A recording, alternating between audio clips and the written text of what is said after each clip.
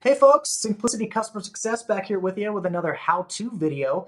Today we're going to show you how to create a shared link within Simplicity. So first and foremost, let's log in using our Simplicity credentials. Now from here, let's navigate directly to our Files tab.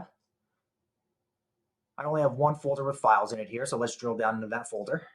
And there it is. This SLA tiers file is what I'd like to share, and I'd like to share it with my marketing director, Tessa. So to start that process, we're going to click the tick box right next to the SLA tiers.pdf. And after we do that, it's going to give us a few options up here. We're going to click share link because that's exactly what we are trying to accomplish today.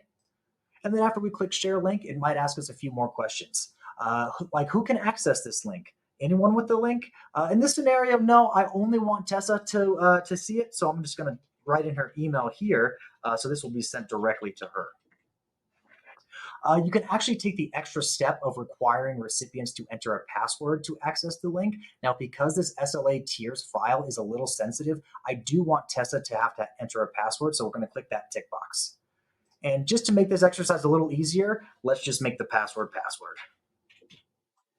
After we type that in, it's also going to tell us this link expires in 90 days. Now, this is completely customizable. How long do you want this link to be accessible for? We default to 90 days, but this could be 1 day, this could be 1,000 days. Truly, whichever you prefer, whatever your organization requires, you can fill that in here. And if all of this looks good to you, we can then generate the link if you wanted to send it directly to Tessa via Teams or Slack or anything like that. Or if you just wanted to email it to her. In this exercise, I just want to email it to her, so I'm going to click that. And there you go. We're going to get that confirmation that this shared link was emailed successfully to Tessa.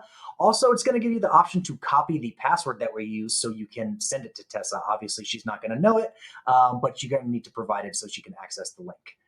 With that, that is exactly how you do it, folks. Looking forward to our next one. Have a great one.